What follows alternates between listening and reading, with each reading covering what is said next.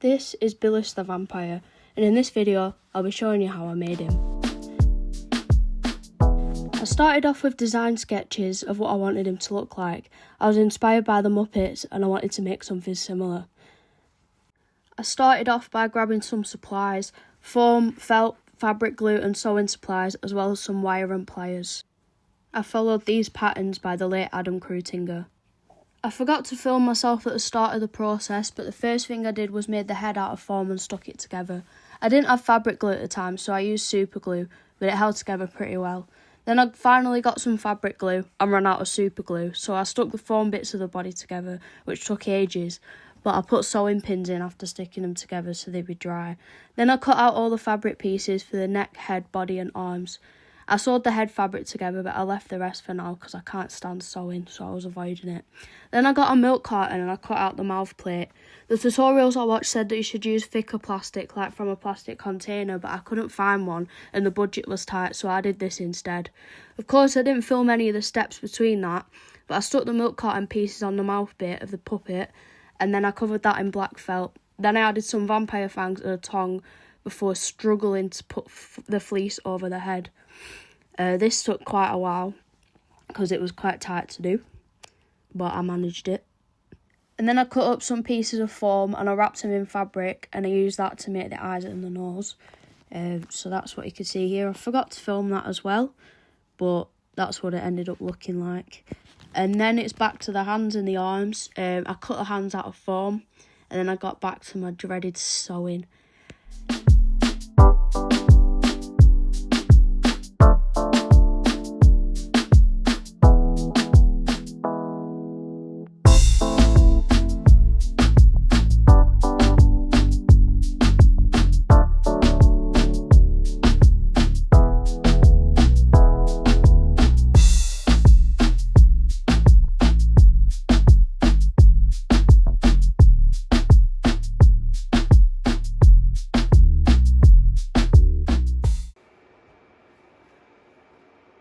This is what I have done so far.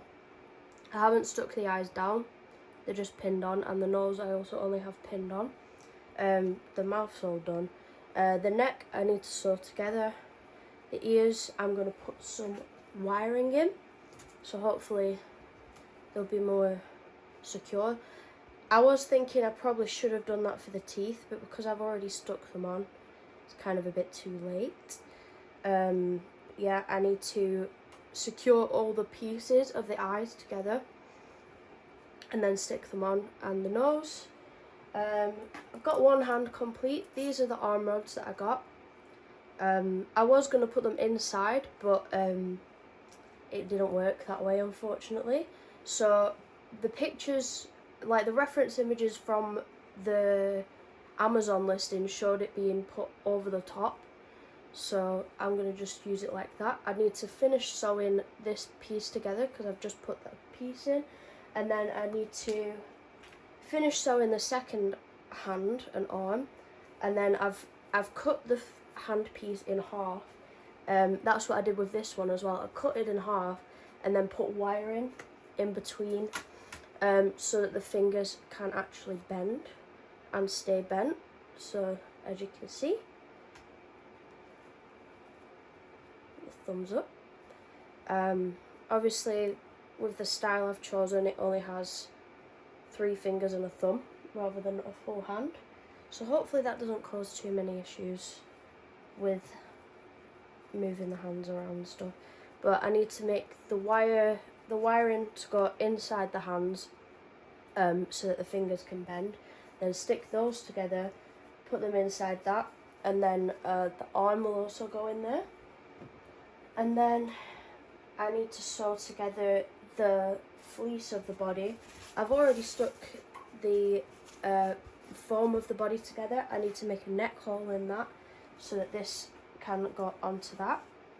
And then I'll need to put the arms in as well. So I've done markings on here for where the arms and the head are going to go, so that I know not to sew in those places.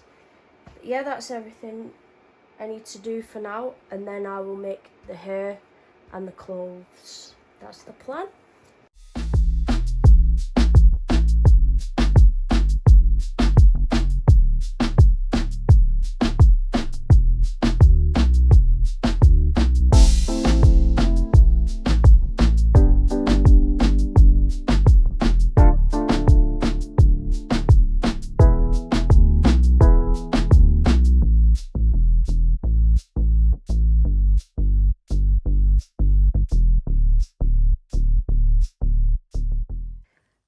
I've done a bit more Blue Peter trickery, and I've done some things off camera.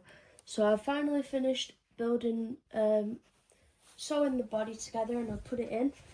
These are not connected yet, the arms, they're just pinned in place, and I will sew them on after. This hand is the one that I already finished.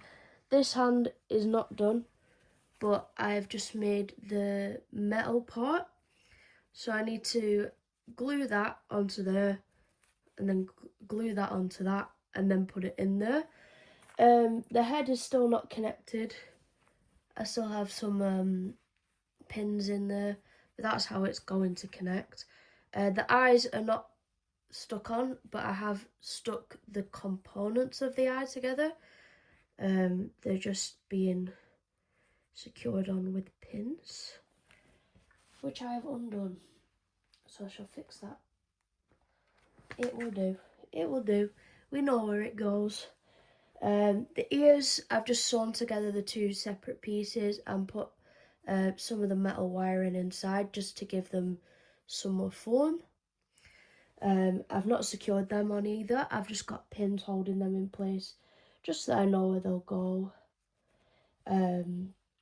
So my next job is to sew all of these pieces together.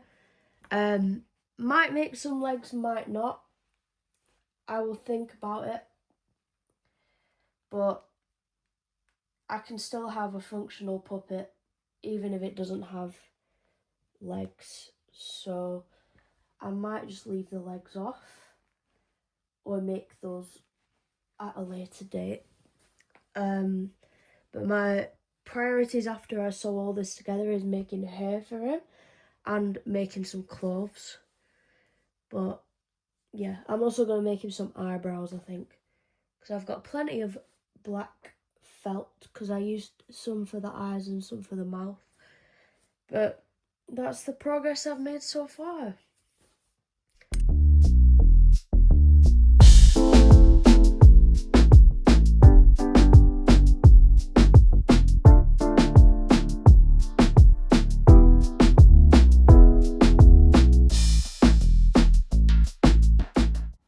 And now we're back to the hands for the final time. This time I put wiring in so that the fingers could bend. And this was actually my third attempt at this because it's a lot trickier than it looks. And then I sewed up the hole where I put the hand in. I decided to use the ladder stitch for this because I looked it up and I originally tried the Henson stitch, but it was quite confusing. So I figured out the ladder stitch, and that's what I ended up using for this.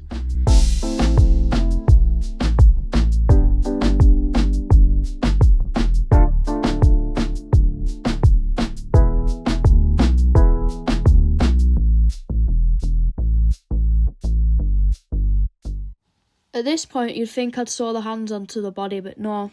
You already know I can't stand sewing, so I decided I'd start mapping out where the hair should go. I realised not long after this that it was a complete waste of time, because once I took all the pins out to stick the hair pieces onto the head, I lost the order of where everything should go, so I basically just had to wing it after I put the bigger base pieces on that didn't fit properly. This step took me quite a long while. It took me about 3 hours on just sorting the hair out, but I think it turned out alright overall.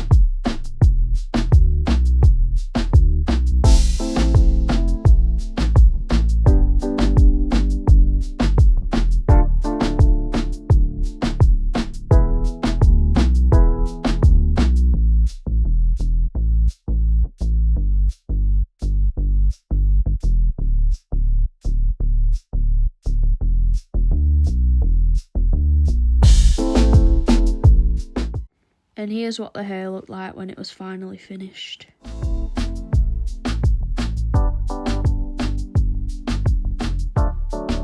Now it's time to get back to the dreaded sewing again.